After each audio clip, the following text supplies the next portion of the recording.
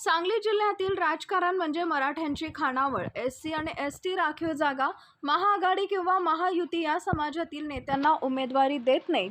वंचितचे नेते सुजात आंबेडकर, वंचित बहुजन आघाडीचे मिरजेचे उमेदवार विज्ञान माने आणि सांगलीचे उमेदवार अल्लाउद्दीन काजी यांच्या मिरजमध्ये आयोजित करण्यात आलेल्या प्रचार सभेत सुजात आंबेडकर बोलत होते.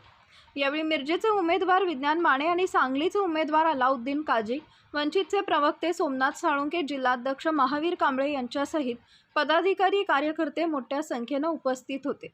जातीच्या उपवर्गीकरणाला भाजपचा उघड पाठिंबा आहे, मात्र त्याला काँग्रेसचा छुपा पाठिंबा आहे असं सांगून सुजात आंबेडकर पुढे म्हणाले, अल्पसंख्याक समाजावरील हल्ले रोखण्यासाठी वंचित विधानसभेमध्ये मोहम्मद पैगंबर विधेयक आणलं होतं, मात्र महाविकास आघाडीनं आणि महायुतीनं त्या विधेयकाला विरोध केला होता. हे विधेयक होऊ शकलं नाही, म्हणूनच अल्पसंख्याक समाजावर हल्ले होत आहेत. तसेच गिरिराज महाराज आणि नितेश राणेंसारखे नेते मुस्लिम समाजाच्या विरोधात प्रक्षोभक वक्तव्य करत आहेत. एससी आणि एसटी राखीव जागा सोडून महाआघाडी किंवा महायुती या समाजातील नेत्यांना उमेदवारी देत नाहीत. यातूनच त्यांचा या मार्गाला किती विरोध आहे हे दिसून येत आहे, असंही सुजात आंबेडकर यांनी यावेळी सांगितलं. काँग्रेस आणि राष्ट्रवादीने माझ्यासारख्या बौद्ध समाजातील व्यक्तीला फसवलं, मात्र वंचित बहुजन आघाडीनं मला उमेदवारी दिली. मला आणि पर्यायानं फुले शाहू आंबेडकर विचारांच्या समुदायाला न्याय देण्याचा प्रयत्न केलाय.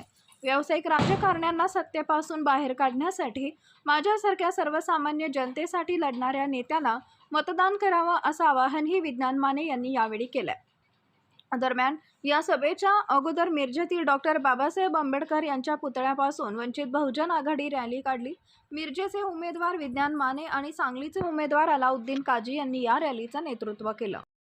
हे बघा, दोन प्रखर मुद्दे आहेत की काँग्रेसचे जितके पण आमदार आहेत, MLCs आहेत, त्याच पद्धतीने राज्यसभाचे सदस्य आहेत किंवा लोकसभेचे निवडून गेलेले खासदार आहेत, यांच्यापैकी कोणीही सभागृहामध्ये SC ST ऍक्ट मध्ये जे वर्गीकरण येत आहे किंवा सब क्लासिफिकेशन येत आहे त्याचा विरोध केलेला नाही.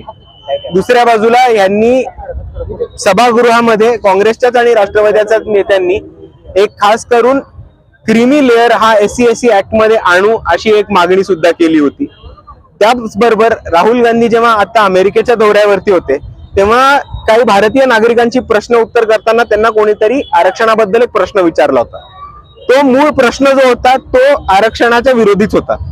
पण आता राहुल गांधींची ही भूमिका पाहिजे, इतक्या सर्व लोकांची जनतेची मतदान घेतल्यानंतर, की त्या माणसाला खडसावून सांगणं की आरक्षण हे भारतासाठी महत्वाचं आहे, इकडच्या दलितांसाठी, बहुजनांसाठी, आदिवासींसाठी, अल्पसंख्याकांसाठी आणि अनुसूचित जातींसाठी अतिशय महत्वाचा मुद्दा आहे, डेव्हलपमेंटचा मुद्दा आहे, रिप्रेझेंटेशनचा मुद्दा आहे आणि आरक्षणाला आम्ही हात लागू नाही देणार.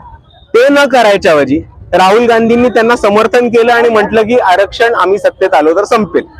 आणि ह्या पद्धतीची जर कोणी भूमिका घेत असेल तर इकडचा एक तरुण आंबेडकरवादी म्हणून आरक्षणाच्या बाजूने मी नेहमी लढत राहीन.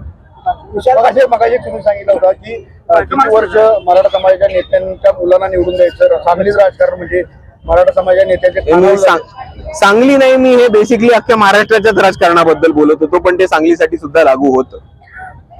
पण आपण जर बघितलं तर आतापर्यंत इकडे SC तुम्ही तुमच्या माध्यमातून आता बऱ्यापैकी सगळ्या पार्ट्यांच्या 1-2 दिवसात याद्या होतील, तुम्हीच एक संशोधन करून बघा आणि आपण सर्वांनी याच्याबद्दल विचार करा की SC आणि ST राखीव सीट सोडून किती जागांवरनं हे SC आणि ST चे कॅन्डिडेट्स येतात. याचा तुम्हीच संशोधन करून बघा आणि तुम्हाला कळेल की या प्रस्थापित पक्षांच्या देखण्यात आपल्याला किती अवकात मिळेल. सांगलीमध्ये विशाल पाटलांना तुम्ही पाठिंबा दिला आणि ते निवडून आले, मात्र आता विज्ञान मानेंना त्यांनी पाठिंबा द्यावी, तुमची काही मागणी फेड करावी का? तो त्यांचा प्रश्न आहे. त्यांना बाळासाहेबांनी निवडून दिले, ती चर्चा बाळासाहेब आणि विशाल पाटलांमध्ये झाली होती. आता विशाल पाटील पुढे काय करतील ह्याच्याबद्दल मी बोलू नाही शकत, तो विशाल पाटलांचा निर्णय. तुम्ही सांगितलं की अल्पसंख्याक असेल किंवा दलित त्यांचे मॉब लिंचिंग होण्यासाठी नवीन कायदा व्हावा विधानसभेत द्यावा. तर हा कायदा मोहम्मद पैगंबर बिल नावाचा कायदा होता जो 2022 मध्ये वंचित बहुजन आघाडीने पेश केला होता. त्याच्यावरती सभागृहामध्ये वंचित बहुजन आघाडीची मेजॉरिटी नसल्यामुळे इकडच्या महावियाच्या लोकांनी आणि महायुतींनी पण हा कायदा हाणून पाडला होता. पण यावेळेस इन्शाल्लाह वंचित बहुजन आघाडीचे जास्त उमेदवार जातील आणि मायनॉरिटीज प्रोटेक्शन ऍक्ट, हेट स्पीचेसच्या विरुद्ध ऍक्ट, म्हणजे आपण जे बघतोय जे मुसलमानांच्या विरुद्ध अॅट्रॉसिटीज होत आहेत, लिंचिंग होत आहेत, दलितांच्या विरुद्ध जे अट्रॉसिटीज होत आहेत, आपण बघितलं असेल तर आज गिरिराज महाराज किंवा नितीश राणे वेगवेगळे वक्तव्य करतात मुसलमानांच्या विरुद्ध. हे सगळं टळू शकलं असतं जर इकडच्या महाराष्ट्र सरकारने मोहम्मद पैगंबर बिल ऍक्ट हा मान्य केला असता. पण यावेळेस विधानसभेमध्ये वंचित बहुजन आघाडी आमदार पाठवेल आणि हा ऍक्ट मंजूर करून घेईल इकडच्या दलितांच्या, बहुजनांच्या, आदिवासींच्या आणि मुसलमानांच्या सुरक्षेचा.